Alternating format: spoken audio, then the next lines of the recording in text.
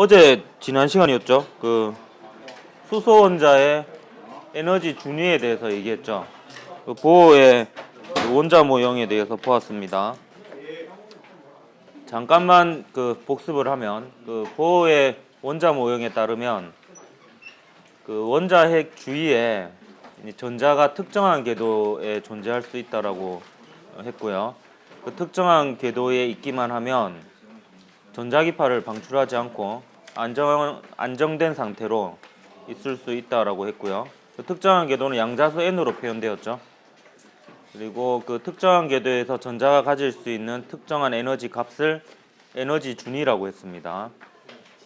그 에너지 준위는 그 양자수의 제곱에 반비례하죠. 앞에 마이너스가 붙고요. 그래서 에너지 준위 그림을 그려보면 이런 식으로 됩니다. 그래서 에너지가 높을수록 에너지 준위 사이의 간격이 좁아졌고요. 그래서 방금 얘기한 것들이 이제 양자수 조건이죠. 양자 조건이죠. 양자 조건. 전자가 특정 궤도에만 있을 수 있다라는 거고 그 궤도에서는 안정하다는 것이고요. 진동수 조건은 요 에너지 준위 사이로 이제 전자가 전이를 할 수 있죠. 전이를 하면서 한 번 전자가 전이할 때마다 광자 한 개씩을 흡수하거나 방출할 수 있는데 그때 흡수하거나 방출하는 광자의 에너지는 그 두 에너지 준위 사이의 차이하고 같다라고 했습니다. 그게 진동수 조건이었죠. 근데 지난 시간에 했던 그 모든 이야기는 수소 원자 한 개에 대한 이야기였습니다. 근데 만약에 그 원자가 두 개로 이루어진 분자면은 에너지 준위가 어떻게 될까라는 거예요. 만약에 원자가 두 개가 되면 원자핵이 두 배로 늘어나고 그 분자에 속한 전자의 개수도 두 배로 늘어나죠. 그럼 전자가 있을 수 있는 에너지 상태인 에너지 준위도 두 배로 늘어납니다. 근데 여러분이 그 화학 시간에 배웠다 하더라고요. 그 파울리의 베타 원리 들어본 적 있습니까? 그 파울리의 베타 원리에 의하면 그 원자핵 주위에 속해 있는 전자들은 그 여러 가지 양자수로 표현이 되는 물리량을 가지고 있는데 뭐라도 한 개는 달라야 됩니다. 뭐라도 한 개는 달라야 되고요. 그다음에 그 양자수 중에 이제 그 n으로 표현되는 그 주양자수도 달라져야 되기 때문에 또 에너지 준위가 똑같을 수는 없습니다. 그래서 약간 벌어진 상태로 에너지 준위가 겹쳐 있지 않고 이렇게 한 개일 때랑 비슷한 패턴으로 에너지 준위가 형성이 됩니다. 원자핵이 만약에 세 개로 이루어지는 분자라고 하면 역시 전자의 개수는 3배가 되니까 에너지 준위도 3개로 갈라지겠죠. 이렇게 되는데 이게 한 개, 두 개, 세 개 이렇게 분자일 때는 이제 기체 상태를 얘기하는 거고요. 그 분자들하고 분자들 사이에는 거리가 매우 멉니다. 그래서 다른 분자들에 속해 있는 전자들에게는 영향을 주지 않지만 고체는 얘기가 달라집니다. 이 고체는 수많은 전자가 아주 가까운 거리에서 결합되어 있습니다. 수많은 원자가 거의 몇 개냐면 10에 20 몇 승 정도 돼요. 아보가드로스에 가까운 개수의 분자들이 매우 좁은 영역에서 서로 결합을 하고 있고 그 원자핵들끼리 서로에게 영향을 주고 있습니다. 그렇기 때문에 마치 수없이 많은 원자핵이 결합되어 있어서 그 안에 공동으로 전자가 속해 있다 이렇게 볼 수가 있겠습니다. 그래서 그 에너지 준위가 갈라지는데 워낙 많은 에너지 준위가 분포되어 있기 때문에 이게 거의 지금 연속으로 보이죠? 이게 에너지 띠라고 불리어지는 건데요. 요거는 자세히 들여다보면 수많은 에너지 준위가 이 미세한 에너지 차이로 집합되어 있는, 제가 끝까지 겹쳐 있다는 표현 안 썼죠. 겹쳐 있지는 않고 집합되어 있는 요런 형태가 에너지 띠라고 불려집니다. 그래서 이렇게 원자나 분자일 때는 전자가 있을 수 있는 에너지 상태를 에너지 준위라고 그러고요. 영어로는 이제 에너지 레벨이라고 그럽니다. 근데 고체 상태는 이제 에너지 준위, 뭔가 불연속적인 선으로는 보이지 않고 뭔가 이제 마치 연속적인 것처럼 보이는 띠의 형태로 보인다고 해서 이거를 에너지 띠라고 합니다. 고체에서는 전자가 가질 수 있는 에너지 상태를 이제 에너지띠라고 합니다. 이 에너지띠는 수많은 에너지 준위로 이루어져 있고요. 그 에너지 준위 사이의 간격은 매우 미세하기 때문에 거의 연속적으로 볼 수 있습니다.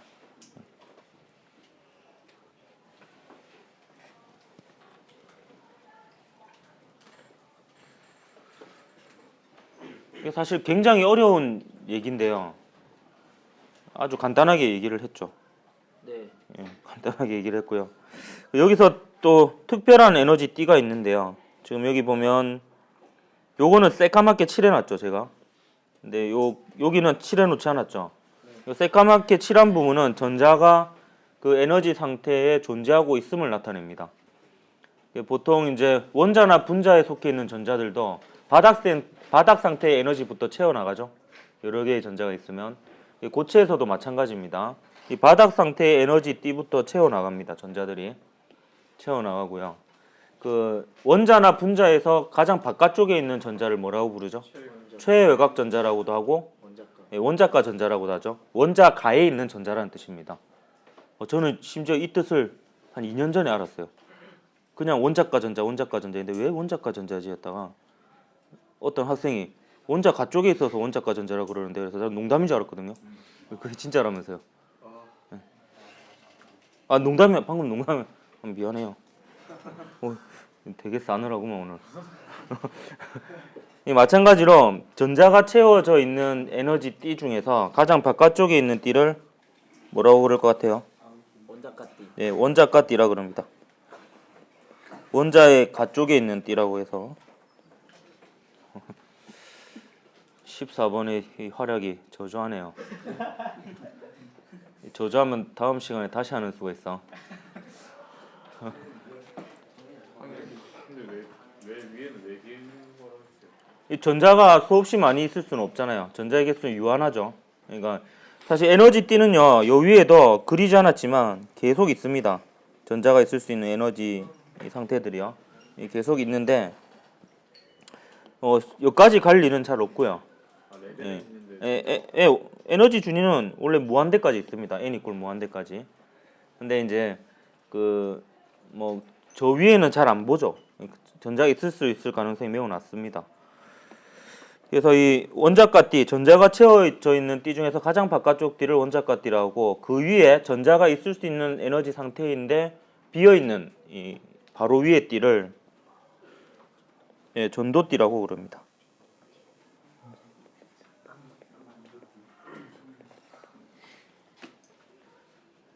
그리고 요 사이의 그 간격을 여기는 이제 전자가 가질 수 없는 에너지 상태들이죠. 요것을 띠 틈이라고 그럽니다. 요런 용어들은 여러분이 좀 기억을 해야 돼요. 이거는 원자가랑 전도 사이만 띠틈이에요. 그 좋은 질문인데요. 사실 여기도 띠 틈이라 그러고요. 여기도 띠 틈이라고 그럽니다. 그러니까 전자가 가질 수 없는 에너지 준위들 있죠. 그것을 그러니까 에너지 띠와 에너지 띠 사이의 그 상태들을 이제 띠 틈이라고 그러는데, 근데 어차피 요 사이에 전자들이 전이하는 일은 없어요, 거의. 그렇기 때문에 요 띠 틈들은 별로 의미가 없습니다. 근데 요 띠 틈은 이 물질의 전기 전도성하고 관계가 있거든요.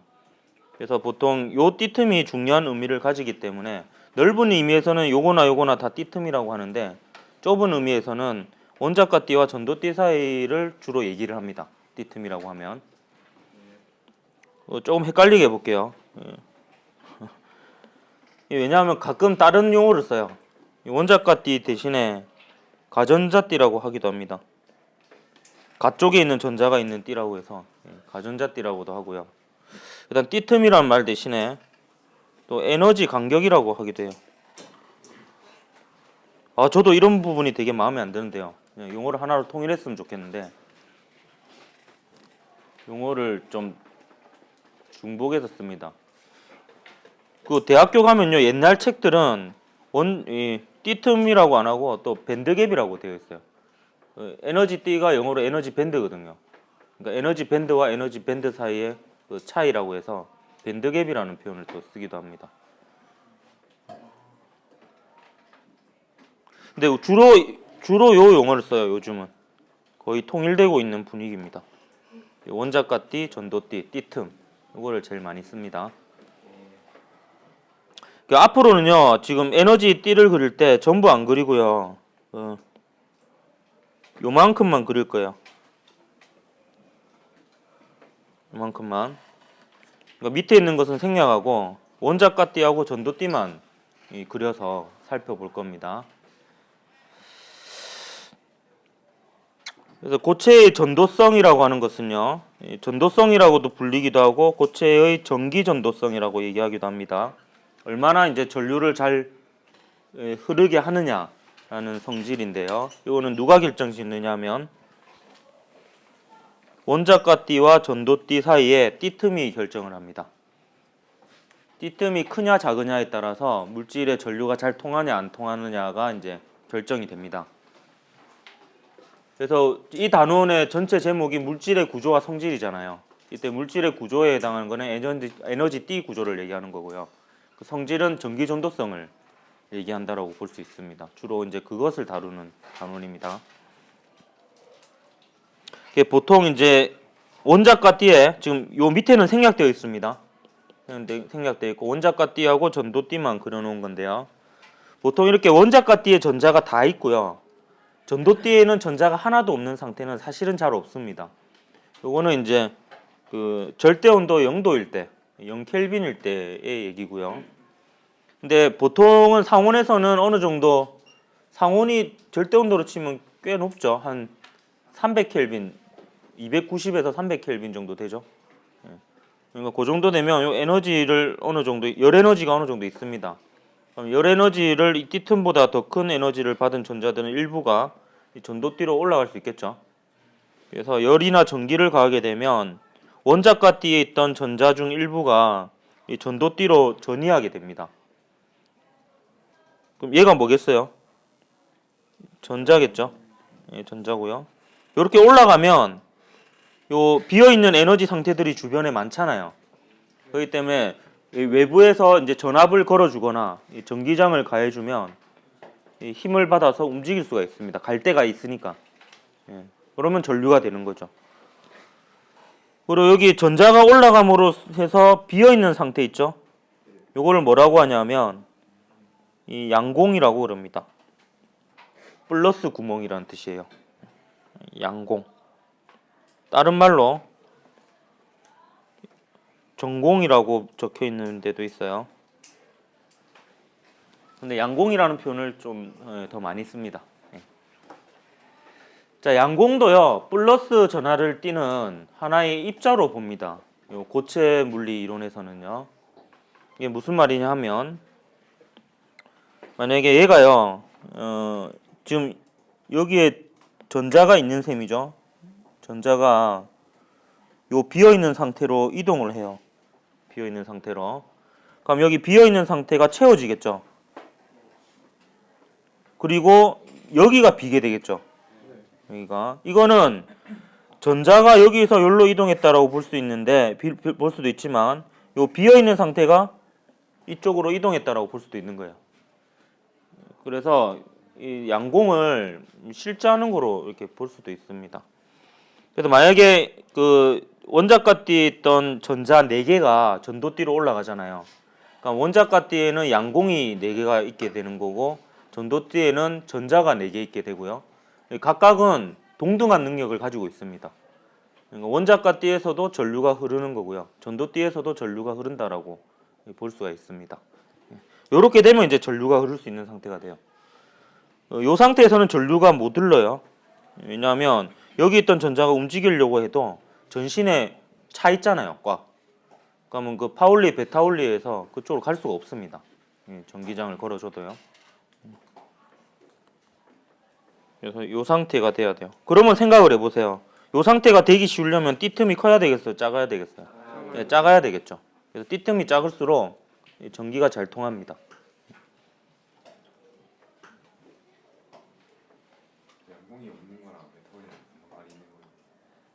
양공이 없는 거랑 베타올린, 요 상태에서요? 그 파울리 베타올리에 의하면 이 전자가 여러 가지 물리량을 가지고 있습니다. 여러분이 배우는 걸로는 이제 주양자수에 해당하는 그 N 하고요. 네, 스핀 양자수 배우죠. 스핀, 업, 다운 그런 것들이 있는데 그 말고도 이제 또 부양자수라는 것도 있고 몇 가지가 더 있어요.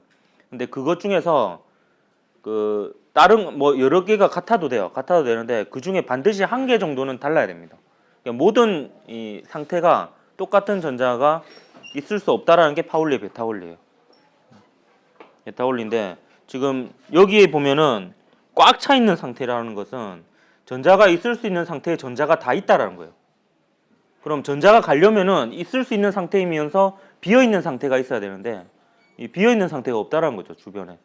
그러면 이제 갈 데가 없으니까 못 가는 거예요. 근데 얘가 이렇게 올라가게 되면 얘 입장에서는 요 이제 주변에 보면은 전자가 있을 수 있는 상태이면서 비어 있는 곳이 많죠. 그러니까 이제 갈 수가 있는 거예요. 그 양공의 입장에서는 거꾸로 생각하면 돼요. 전자가 차 있는 곳이 양공의 입장에서는 비어 있는 거라 생각하면 돼요. 그럼 전신에 전자가 차 있는 곳이잖아요.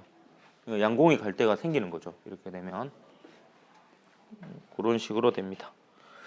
그럼 요 세 개 중에 하나가 도체고 세 개 중에 하나가 반도체고 하나가 절연체라고 하면 맨 오른쪽이 뭐가 되겠어요? 도체입니다. 띠틈이 아예 없죠. 그래서 쉽게 자유롭게 떠다닐 수 있는 전자가 형성이 됩니다. 맨 왼쪽 게 절연체가 되겠죠. 절연체는 또 다른 말로 부도체라고도 합니다. 요거는 비슷한 빈도로 쓰이는 것 같아요. 절연체라고 쓰기도 하고 부도체라고 쓰기도 하고요. 그래서 둘 다 이거는 잘 알아둬야지 될 것 같고요. 요 중간적인 성질을 가지는 게 반도체입니다. 조금 애매하죠.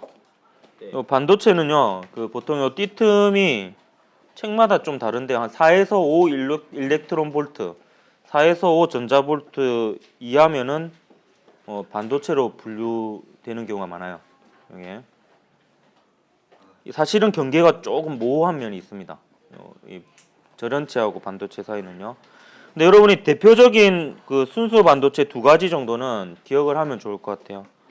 하나가 SI 뭡니까 이게? 규소입니다. 그리고 GE 게르마늄이라고도 하고요. 요즘은 이제 영어식 발음을 주로 써요. 저마늄이라고 많이 합니다. 이게 이제 규소 혹은 실리콘이고요. 여기 이제 요즘은 저마늄이라고 표기를 많이 합니다. 게르마늄도 맞아요. 게르마늄이에요. 외래어니까 뭐 마음대로 읽으면 되죠. 그래서 요 비장을 비교해 보면 비장이 누가 제일 커요? 이 비장이 뭔지 모르겠죠. 예. 설명할게요. 요거는 사실은 뭐 자세히는 몰라도 됩니다. 시험 문제하고는 관계가 없어요. 근데 계속 우리가 용어를 비장이라든지 뭐 전기 전도도, 전기 전도성을 얘기하잖아요. 그 보충 설명을 좀 할게요. 자, 요런 모양의 원통 모양의 어떤 고체가 있다고 합시다. 여기 단면적이 S고요.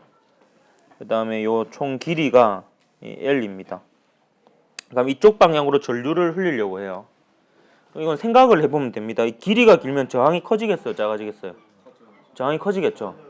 단면적이 크면 저항이 커지겠어요, 작아지겠어요? 작아지겠죠. 그래서 저항은요, 일단 기본적으로 저항은 이 길이에 비례하고 단면적에 반비례합니다. 근데 여기서 비례상수가 있을 거 아니에요. 비례상수를 보통 로라고 표기를 하고요. 요게 비저항입니다. 이 왜 비저항이 필요하냐면 보통 로라고 표기합니다. 비저항이 왜 필요하냐면 그 저항은요 똑같은 물질이라도 형태에 따라서 달라지잖아요. 그렇기 때문에 같은 모양을 놓고 저항을 비교해야지 어떤 물질이 대체적으로 저항이 크다 작다라는 걸 얘기할 수 있잖아요. 그렇기 때문에 비저항이라는 것은 결국에 1제곱미터 길이가 1m인 원통형 물체의 저항이다 이렇게 보면 되겠죠. 요게 1일 때 이게 로가 될 거 아니에요, 저항이. 그래서 이제 비저항은 이제 이런 개념이고요. 전기 전도도는 뭐냐 하면 이런 겁니다. 이게 약간 그냥 다르게 쓰는 건데요. 보통 이게 시그마입니다. 시그마. 요렇게 쓰면 얘가 뭐가 되냐면 전기 전도도가 됩니다. 이게 전기 전도성을 나타내는 크기예요. 비저항의 역수죠. 비저항이 크면 전기 전도도는 작은 거예요. 전기를 잘 전도를 못 한다는 거죠. 맞잖아요. 저항이 크면은 전류가 잘 안 흐르죠. 그런 뜻입니다. 그럼 비저항이 작으면 전기 전도도가 높은 거죠. 전기 전도성이 좋은 겁니다. 그러면 다시 얘기할게요. 자, 요 세 가지 물질 중에서 비저항은 누가 제일 커요? 절연체가 제일 큽니다. 전기 전도성은 누가 제일 커요? 도체가 제일 큽니다. 이렇게 되는 거예요. 알겠습니까?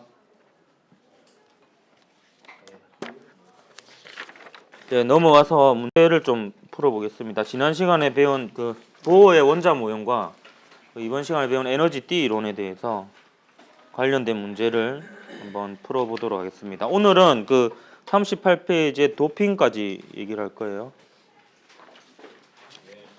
자, 일단 문제 한번 봅시다. 옆에 좀 자는 애들 깨워주고.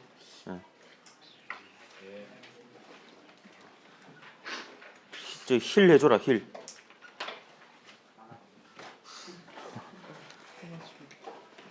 자, 2015년 4월 16번 문제 보면 그림은 보호의 수소 원자 모형에서 n = 1인 상태에 있던 전자가 에너지 EA인 빛 A를 흡수하여 n = 2인 상태로 전이한 후 다시 에너지 EB인 빛 B를 흡수하여 n = 3인 상태로 전이하는 과정을 나타낸 것입니다. 표는 양자수 n에 따른 에너지 준위 EN을 나타낸 것인데요. 옳은 것을 골라라 했습니다. 자, 기억해 보면 EA 더하기 EB는 12.1 일렉트론 볼트라 했는데요. 그럼 EA와 EB를 구해봐야 되겠네요. EA하고 EB를 구해볼 건데요. EA는 n = 1에서 2로 갈 때 흡수하는 빛의 에너지죠. 그리고 EB는 n = 2에서 3으로 갈 때 흡수하는 광자 한 개의 에너지다 이렇게 볼 수 있습니다. 그러면 EA는 n = 1에서 2니까요. 1, 2 중에서 누가 에너지 준위가 더 큰 거예요? 2가 에너지 준위가 더 큰 거죠. 그래서 얘는 2 빼기 2, 1 이렇게 되죠. 요게 EA가 됩니다. EB는 2에서 3 사이의 에너지 준위 변화니까 어디에서 무엇을 빼면 돼요? 그렇죠. 2, 3에서 2, 2를 빼면 되죠. 신기한 게 경상도 거는 2랑 2를 구분할 수 있습니다. 2는 영어 2죠. 2는 숫자 2고요. 이 경상도가 이제 중국의 그 사성 그 발성법이 좀 남아 있대요. 높낮이에 따라서. 알았어요. 그만 얘기할게요. 14번 누구야? 웃으란 말이야. 자, 이걸 더 해봅시다. 하나만 같이.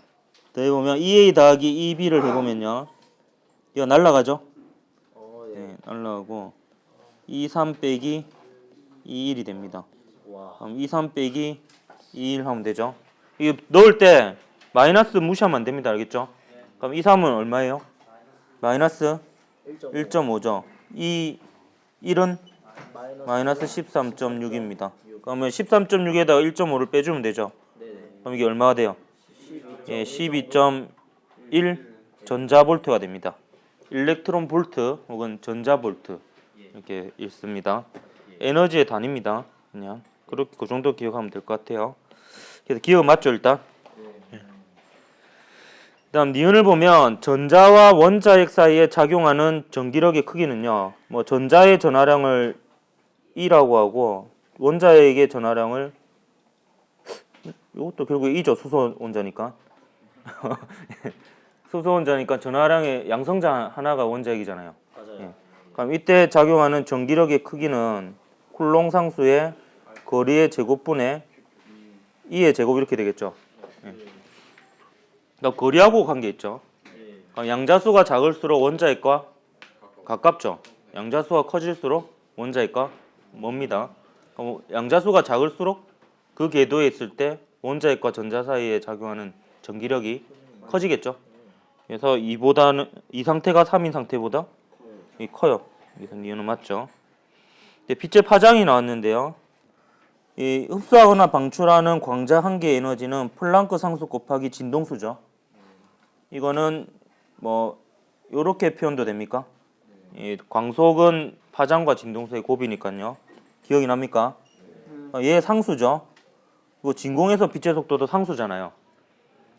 그러면 그 흡수하거나 방출하는 광자의 에너지가 크다라는 것은 진동수가 크거나 파장이 짧다라고 표현을 할 수가 있죠. 그러면 EA하고 EB 중에서 EA는 1하고 2 사이고요. EB는 2하고 3 사이입니다. 그럼 에너지 준위 차이는 1하고 2 사이가 차이가 더 큽니까? 2하고 3 사이가 차이가 더 큽니까? 1하고 2 사이가 차이가 제일 큽니다. 그렇기 때문에 A가 에너지가 더 크죠. 흡수하거나 방출하는. 지금은 흡수하는 광자 에너지죠. 그럼 에너지가 더 크니까 진동수가 더 크고 파장은 짧은 이런 상태가 됩니다. 그래서 EA가 EB보다 더 크니까요. EA가 EB보다 더 크니까 진동수는 A가 더 크고요. 예. 파장은 B가 더 큰. 예, B가 더 뭐야 이거? 예. 파장은 B가 더 깁니다. 이렇게 됩니다. 디귿은 틀렸죠? 예. 그래서 기니에서 4번이 답이 됩니다.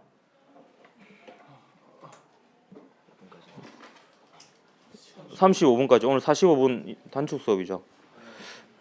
자, 빨리 가봅시다. 10번 문제 오른쪽 보면 그림은 고체 AB의 에너지 띠 구조를 나타낸 것인데 옳은 것을 모두 골라라 했습니다. 일단 A는 뭔지 명확하네요. 네. A는 뭡니까? 도체요. 도체죠. 왜냐하면 원자과 띠하고 전도띠가 붙어 있죠. B는 M이에요. 그렇죠. 절연체일 수도 있고 반도체. 혹은 반도체일 수도 있습니다. 예. 그럼 물음을 볼까요? 기억 A는 부도체이다. 틀렸죠? 네. A는 확실히 도체입니다. 전기 전도성은 누가 더 좋아요? A요. 예, A가 더 좋죠. 그다음에 B의 원자과 띠에 있는 전자들의 에너지는 모두 같습니까? 말도 안 되는. 아니, 틀렸죠. 네. 여기 에너지 준위가 여러 개 이렇게 집합되어 있는 거죠. 네. 그래서 전자가 뭐 여기에 있을 수도 있는 거고요. 여기 있을 수도 있는 거고. 뭐 이렇죠. 그렇기 때문에 에너지가 다 같지는 않습니다.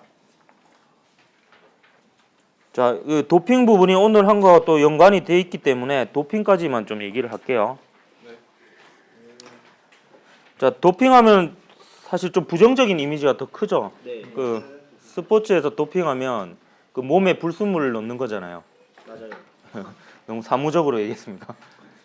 그 특히 도핑 문제는 이제 약간 그 도덕적인 문제이기 때문에 많이 논란이 많고, 근데 우리나라는 간혹 오해를 불러일으키는 경우도 있긴 합니다. 우리나라는 그 한약이 많잖아요. 운동선수들이 보양식으로 먹는 이 한약이나 이런 그 영양제에 좀 금지약품이 있는 경우가 간혹 있다고 그러더라고요. 어쨌든 이런 어떤 물질에 원래 없던 다른 물질이 썩히는 과정을 도핑이라 그럽니다. 도핑. 순수 반도체에 불순물을 첨가하면 불순물 반도체가 됩니다. 불순물 반도체가 되는데, 순수 반도체는 원자과 전자가 4개인 원소로 이루어져 있는데, 아까 얘기했죠. 뭐가 있다고 그랬죠? 이게 규소하고 저마늄. 이 정도는 여러분 좀 기억하세요. 규소하고 저마늄. 그러니까 규소로 이루어진 곳이나 혹은 저마늄으로 이루어진 곳에 다른 원소를 섞습니다. 도핑하는 게요, 생각보다 많은 물질을 섞는 건 아니고요, ppm 단위로 섞어요. ppm이 그 100만 분의 1이거든요. 그러니까 규소 원자 100만 개 정도면 이제 불순물 1개 정도입니다. 네, 이 정도 섞어도 이제 전기 전도성이라든지 이런 것들이 확 달라집니다. 네. 일단 P형, N형이 있는데요. 불순물 반도체가요. 이 두 개 합쳐서 불순물 반도체라고 합니다. 이제 도핑을 한 반도체죠. 이 두 개 합쳐서 불순물 반도체라고 하는데, 그 P형은 포지티브의 앞자를 타서 P고요. N형은 네거티브의 앞자를 타서 N형입니다. 원래 순수 반도체는요, 원자과 띠에서 전자가 전도띠로 4개 올라가면 원자과띠의 양공 4개, 전도띠의 전자 4개에서 원자과띠의 양공의 수와 전도띠의 전자의 수가 같습니다. 같은데 P형과 N형은 그 균형이 깨집니다. 그래서 P형은 결과를 먼저 얘기하면 양공이 그러니까 원자가 띠에 있는 양공이 전도띠에 있는 전자보다 개수가 더 많아집니다. P형은요. 양공이 다수 나르게가 돼요. 그러니까 이 양공과 전자를 다 전하 나르게 혹은 전하 운반자라고 얘기를 하는데 순수 반도체에서는 그 두 개의 개수가 같았는데 이제 P형은 양공이 더 많아진다는 거예요. N형은 그럼 뭐가 많아져요? 전자가 많아지는 거예요. 근데 이게 예를 보면 뭔지 알 수 있죠? 전자 2 양공가가 될 수는 없으니까 14번 누구예요? 오늘 집중력이 저조하네요. 예.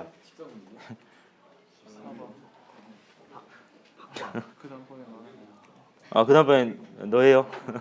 기대할게요. 최대한 재미없게 해볼게요. 지금도 충분합니까? 네. 넘쳐나요? 야, 내가 그래 재미없나?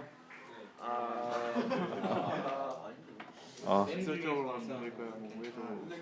예. 나르게가 뭔 말이에요? 나르게가 나르는 녀석이라는 뜻이에요. 예. 전하를 나르다. 예, 나르게. 예.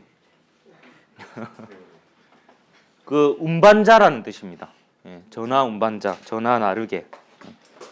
우리말이에요. 그러니까 좀 우리말을 많이 갖다 붙이려고 하는 경향이 있습니다. 그래서 전하 나르게라는 표현을 많이 써요. 혹은 전하 운반자라는 표현을 쓰기도. 운반자는 한자어거든요. 나르게는 이제 순 우리말이고.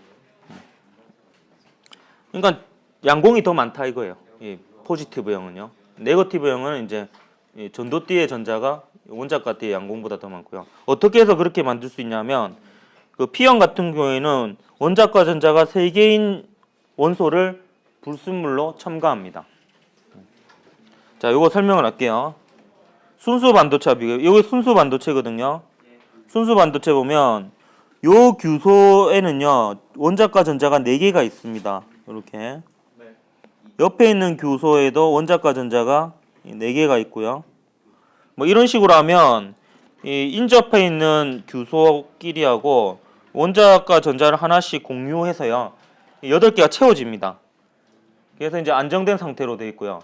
그럼 이 8개씩 채워지는 이 원자과 전자들이 이 원자과 띠에 있는 이 전자들이 됩니다.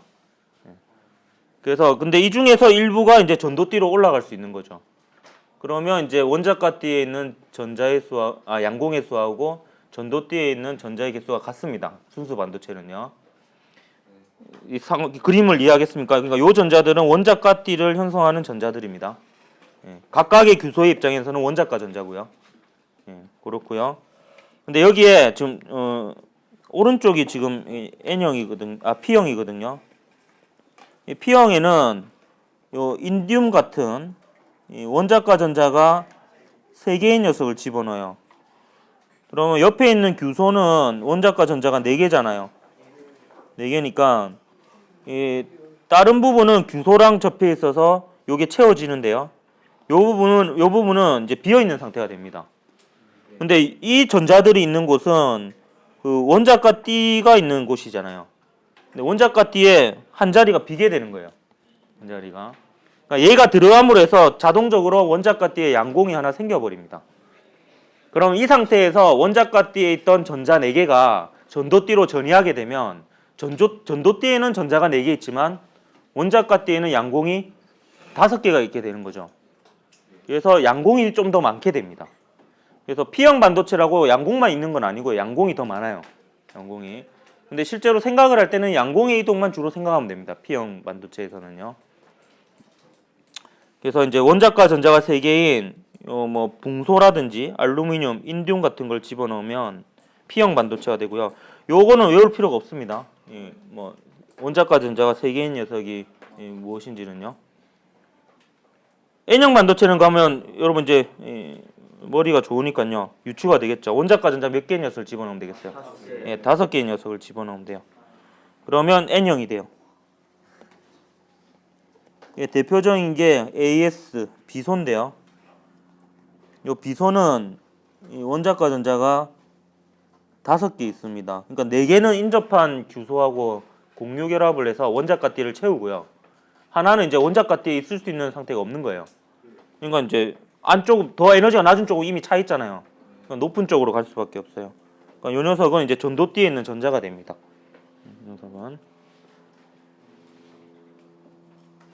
그래서 이제 이 상태에서 원자가띠에 있는 전자 4개가 전도띠로 올라가게 되면 전도띠에는 전자가 5개가 되죠.